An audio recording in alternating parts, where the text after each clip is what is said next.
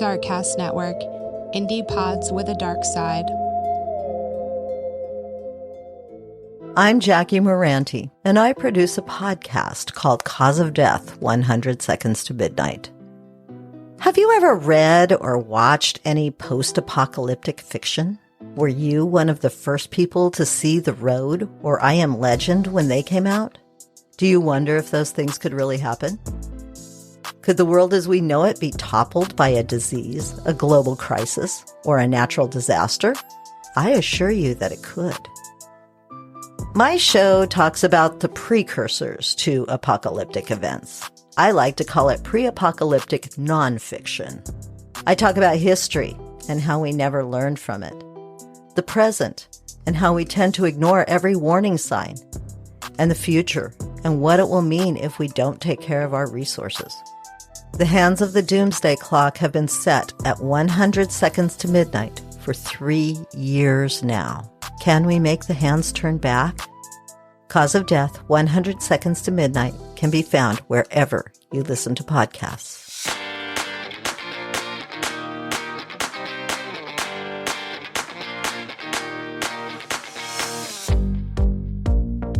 Hey there, Rainbow Warriors. Welcome to part 2 of Beyond the Rainbow's coverage of that nasty-ass serial killer, Randy Kraft. He was the Scorecard killer. Be sure to listen to the first part so this episode makes sense. And like the first part, let me offer a quick disclaimer. If you're a regular listener, you know I enjoy colorful language. If you're not a regular listener and offended by swear words, I'm just not your girl. Also, this case has gory murders and rapes, so please listen at your own discretion. With that, I'm just going to jump right in because we still have a ton of ground to cover with this guy. My math isn't all that, but we left off at the beginning of January 1976. So I believe we still have 7 more years of victims until this monster is captured in 1983. The last of Randy's victims that I spoke about in part 1 was Mark Hall on New Year's Eve 1975. His body was discovered by an off-duty policeman on January 3rd, 1976. It would seem 1976 also brought changes in Randy's love life. With him and Jeff Graves having split off their relationship, he was now entering into a new relationship. This one was with a 19-year-old baker, also named Jeff. This was Jeff Sealing. The two men moved into an apartment together in Laguna Hills. Soon, Randy had Jeff exploring a much darker and reckless type of sex than Jeff was used to. It had tones of BDSM. And if you can believe it, it had seemed like Randy's rape and murder killings had subsided until 1978. He wasn't locked up during that time, and I couldn't find out why he had such a long hiatus. Unless, of course, there's bodies that he disposed of the rest of 1976 and 1977 that nobody has discovered yet, and that's quite possible. Maybe Randy decided to become a decent human being. I don't think so. Maybe he was scared the cops were still on his trail. That's probably doubtful as well. Maybe he was pissed another gay serial killer was working his beat. Or maybe Jeff Sealing was enough for him at this time. I'm not sure why there was such a long break in his murders. And again, I don't think there was a break. I honestly believe there's still victims out there of Randy Kraft's that we don't know about. But even if he did take a break, it wasn't forever. April of 1978, he came back with a vengeance. An 18-year-old Marine named Scott Hughes was stationed at Camp Pendleton near San Diego. He told his buddies he needed to get home to the state of Washington to visit his brother. Scott left camp on April 14th, and his body was discovered 2 days later. It was on the on-ramp to the Riverside Freeway in Anaheim at the Euclid entrance. Scott's shoelaces were missing, but that didn't seem to be what Randy used to strangle him. Even though Scott's autopsy report noted he died from being strangled, it seemed that the marks were from a belt. Scott's left testicle had been cut off from his body. He had no alcohol in his system, but he did have 3 times the amount of diazepam from what's considered a normal dosage. This would have made him incoherent at best, and it possibly could have put him in a mild coma. Scott also had abrasions up and down his left side, and that appeared to be from road burns. I assume his body was pushed from Randy's moving vehicle. There was an entry on Randy's scorecard that read Euclid, which is the name of the street where the on-ramp was. 23-year-old Roland Young had just been released from the Orange County Jail for public intoxication. This was on June 10th. Roland was found dead the following day in a gutter in Irvine, California. His body had been tossed from a moving vehicle on account of the road burns and abrasions that were on it. He was also bound at his wrists and his penis had been severed off. He had surprisingly not been strangled. Roland had been stabbed in his heart several times instead. It made me wonder if Randy was starting to get lazy. Possibly. Or maybe he was trying to throw off law enforcement. Roland's toxicology report came back showing alcohol and diazepam in his bloodstream. Jail out were the 2 words marked on Randy's scorecard. About a week later, another Marine would lose his life to the scorecard killer. Richard Keith was a little over a month shy of his 21st birthday. He left base to go visit his girlfriend at her mother's house in Carson, California on June 18th. Richard didn't have a car, and he hitchhiked to Carson for the visit. After he left his girlfriend's mom's house, he needed to hitchhike back to base. Early the following morning, a Los Angeles County fireman would discover Richard's naked body on the side of an Orange County road. Richard's body had been pushed from a moving vehicle. His cause of death was strangulation by ligature. In Richard's toxicology report, it came back as having alcohol and diazepam, as well as a stronger drug, something stronger than diazepam. It was called flurazepam. Now, Richard was a big boy.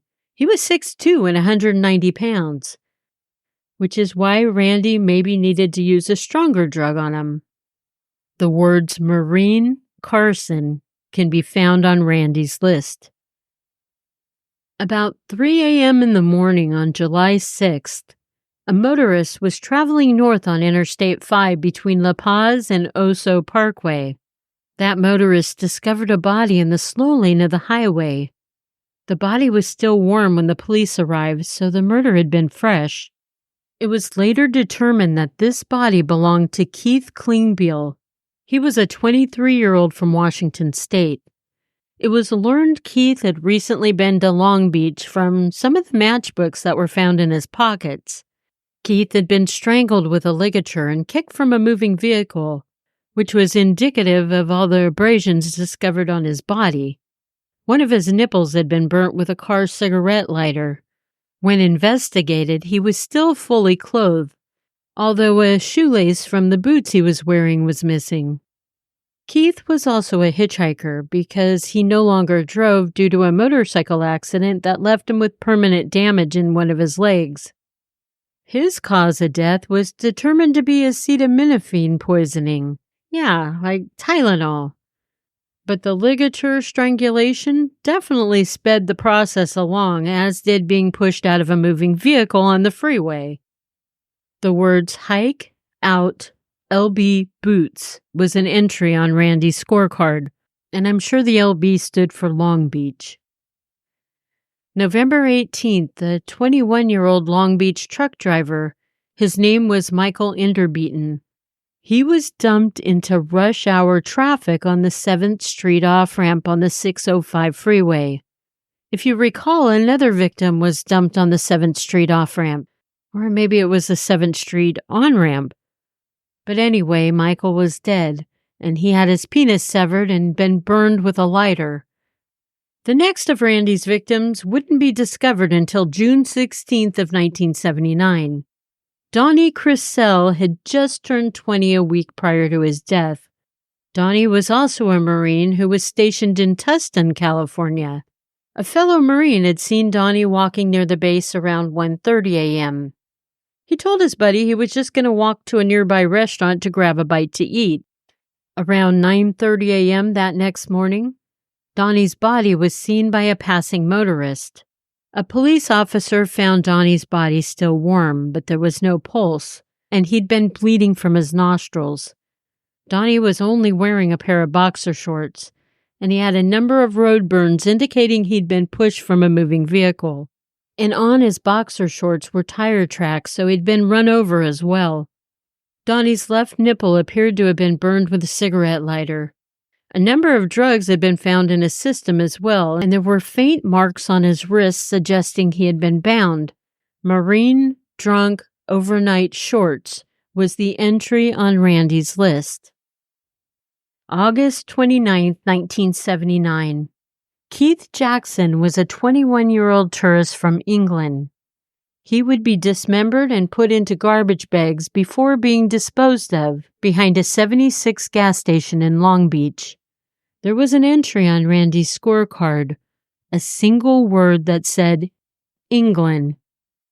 February 18, 1980. A 19-year-old Marine named Mark Marsh was last seen hitchhiking towards Buena Park.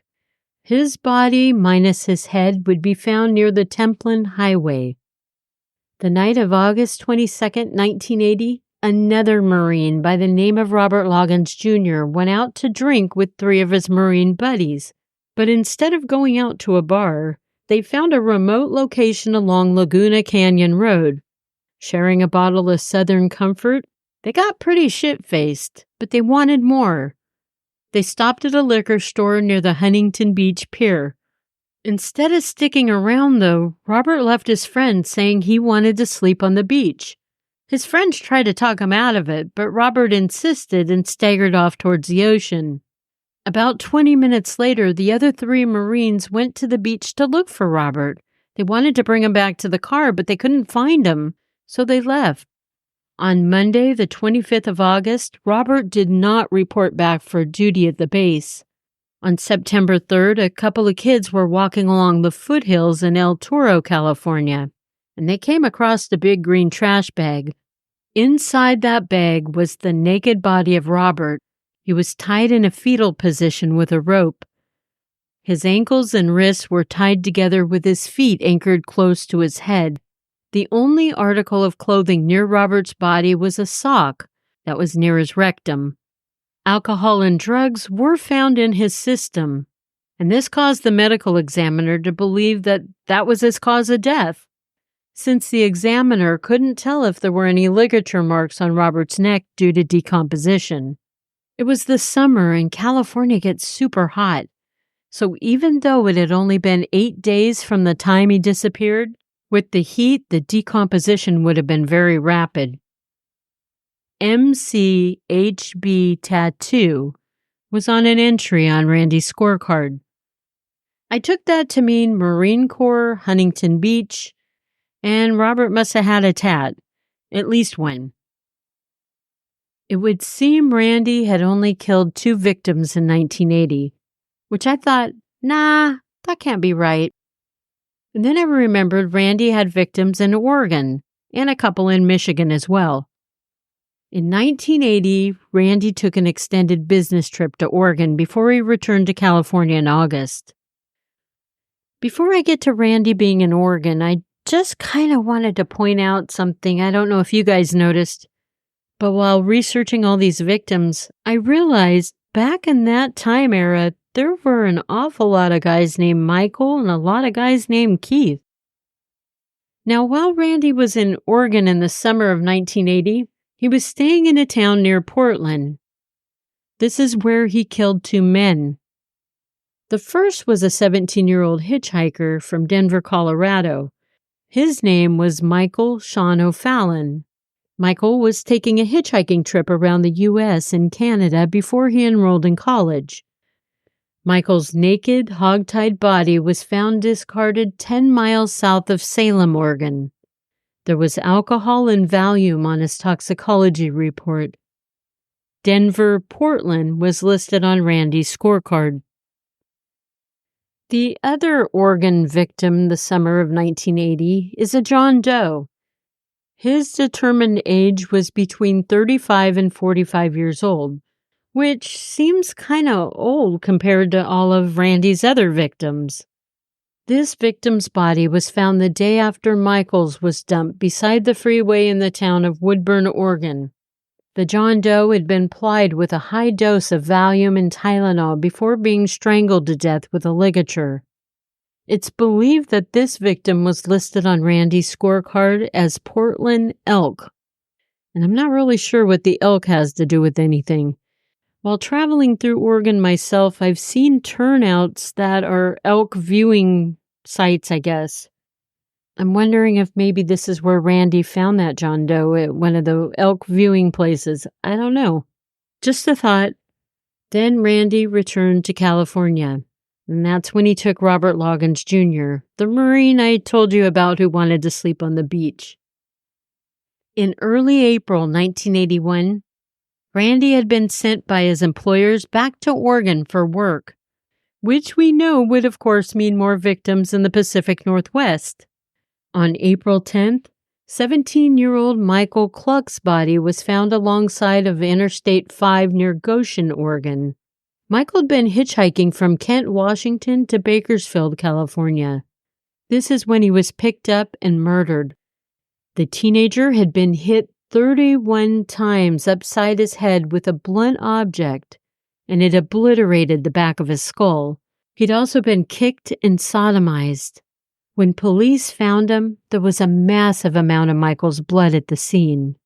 It's believed Portland blood, because of all the blood loss, was the entry on Randy's scorecard for this Michael. Now back in California on August 20th, 1981, a 17-year-old sex worker named Christopher Williams was found dead in the San Bernardino Mountains. After being given drugs, tissues were stuffed up Christopher's nostrils. This caused him to asphyxiate on his own mucus and die. He is a suspected victim of Randy Kraft's. But to be honest, the drugs that were used on Christopher were two totally different drugs than Randy liked to use. The ones used on Christopher were phenobarbital, and forgive me if I say this wrong, but benzodiazepine. So if Christopher was his victim, why a new mix of drugs?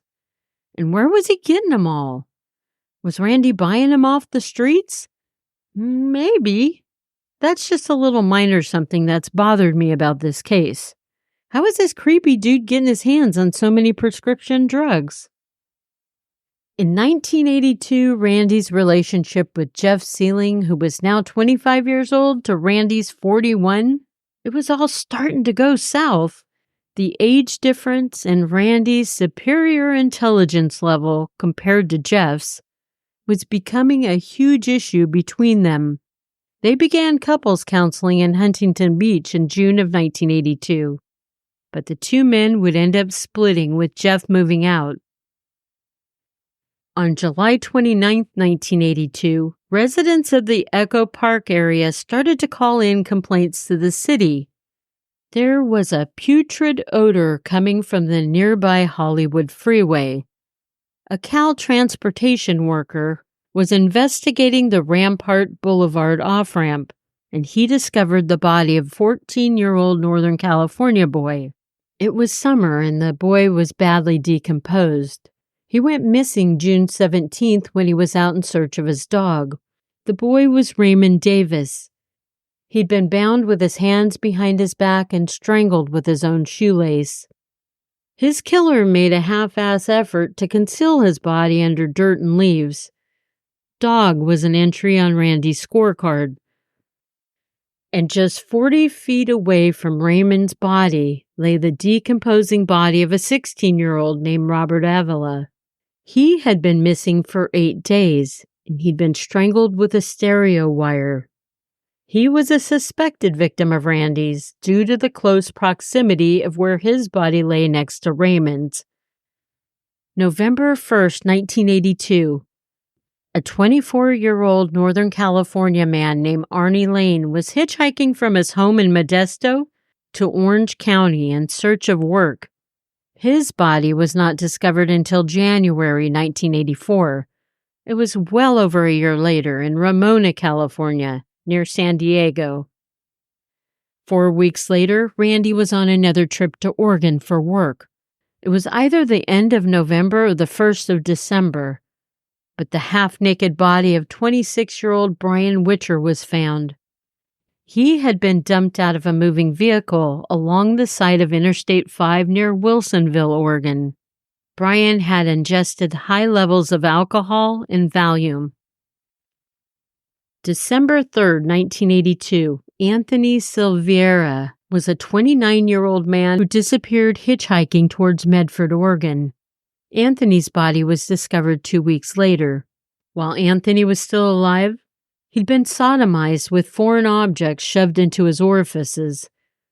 The following day, Randy drove from Portland to Seattle to visit friends. He was seen wearing a military-style jacket with the name Silveira embroidered on it. A couple of days later, Randy flew from Seattle to Grand Rapids, Michigan for his job. On the 7th of December, cousins 24-year-old Dennis Alt and 20-year-old Christopher Schoenborn were unfortunate enough to encounter Randy. Their bodies were found on the 9th of December in a field next to the Amway Grand Plaza Hotel. Both had a large amount of alcohol and drugs in their system, and both had been sodomized. Dennis died from asphyxiation, and Christopher had been strangled to death with a belt. And with Christopher, before he died, a ballpoint pen had been shoved into the tip of his penis. Randy left Anthony Silveira's jacket and Christopher's car keys in his hotel room upon departure. GR2 was recorded on his scorecard, assumably representing Grand Rapids' 2 victims. The 8th of December, Randy flew back to Seattle. He gathered his car and he began driving back home to California. Within 24 hours of leaving Michigan, Randy would pick up a 19-year-old hitchhiker named Lance Taggs. Lance was traveling from Tigard, Oregon to see a relative in Los Angeles. Lance died from suffocation due to a sock being thrusted down his trachea. He too had massive amounts of alcohol and drugs in his system. Now, as Oregon law enforcement was working on these cases, they decided that the killer of their 6 victims was one and the same person, and that the killer was not from their state, but most likely visiting from a neighboring state, perhaps on a business trip. They notified other states with the method that was used on their victims. California law enforcement responded quickly. They said they had several serial killers in operation, and one of them's modus operandi was pretty dead on to what they had been dealing with since the 1970s. The rest of December 1982 was quiet until January 27, 1983. A 21-year-old hitchhiker named Eric Church was last seen hitching a ride from Orange County to Sacramento. Eric's body was discovered on the side of Interstate 605. He'd been pushed out of a moving vehicle. Eric had been sodomized, bound by his wrists at some point according to rope burns, and he had a large amount of alcohol and Valium in his system, enough of it to put Eric into a mild coma. His cause of death was determined to be ligature strangulation and a number of blows to the side of his head with a blunt object. His body was still clothed, including socks, but Eric was without shoes. The socks he wore were burgundy. Now remember that, because it plays an important part later in the trial against Randy. The night of February 11, 1983, 2 friends, 18-year-old Jeffrey Nelson and 20-year-old Roger Duvall, were over another one of their friend's house in Orange County. It was around midnight when they told their friend they were going to walk to go get something to eat. Neither young man had consumed alcohol or drugs while they were at their friend's house. Around 1:30 a.m., Jeffrey came back to his friend's house. He knocked and the friend's mom answered. Jeffrey asked if he could speak to his friend, but the mom said she was asleep, so Jeffrey left. A little after 5 a.m., an off-duty officer was entering the Euclid Avenue on-ramp to the Garden Grove Highway. He stopped when he saw a body on the side. It was Jeffrey. He got out to go examine the body, and suddenly Jeffrey's foot moved slightly. The off-duty officer got back into his car, which was not a squad car because he was off-duty, so he didn't have a police radio, and he drove to the nearest payphone to call what he had just observed into the police station. When the responding officer arrived, Jeffrey's body was warm to the touch, but he had no pulse. He had been strangled with a ligature that was consistent with a belt buckle, and his penis had been severed off. Skid marks at the scene led police to believe Jeffrey had been pushed out of a moving vehicle. Jeffrey had alcohol and diazepam in his system. Earlier that same night around 3 a.m., a motorist was traveling near the San Bernardino Mountains, and he stopped at a turnout. He got out of his car, and when he looked down the hillside, he saw a body laying on the side of the road. The victim was identified as Roger. Roger's pants were unbuttoned and pulled partially off. There was a fine sand on Roger's feet and around his genital area. Roger had alcohol and drugs in his bloodstream. His cause of death was noted as asphyxiation due to his neck being compressed. It's believed the code on the scorecard for these two young men was 2-1 Beach. Around 1 a.m. on May 14th, two California Highway Patrol officers were working in the San Juan Capistrano area of Orange County. They observed a car that was weaving in and out of its lane. It was driving very recklessly. The patrol officers pulled the car over, but the driver didn't give him a chance to come up to the window. Instead, the driver got out, poured out a remaining beer he had, and started to approach the patrol car. The officers suspected that the driver was drunk, and they gave him a sobriety test. The driver failed miserably. He was cuffed and placed into the back of the patrol car. There also appeared to be a passenger in the car they pulled over. One of the officers tried to knock on the passenger side window to rouse the passenger, but he was not moving. The drunk driver told the patrolman his passenger was a hitchhiker. The officers assumed the passenger was drunk too and passed out. But when one of the officers opened the door to check on the passenger, they discovered he had no pulse, and he was not breathing. There was a jacket resting on the passenger's lap. The officer lifted the jacket, and then he saw that the passenger's pants were half pulled down, exposing his genitalia. This passenger was Randy Kraft's very last victim, 25-year-old Marine Terry Gambrell. With Randy securely in the back of the squad car, California, Oregon, and even Michigan could rest a little easier. Now I'm going to stop here and finish out the story of this shit stain in part 3 coming out very soon. Love you, Rainbow Warriors. You matter. Remember, it's not a crime to be gay, unless you're a murderer. Or a monster like fucking Randy Kraft.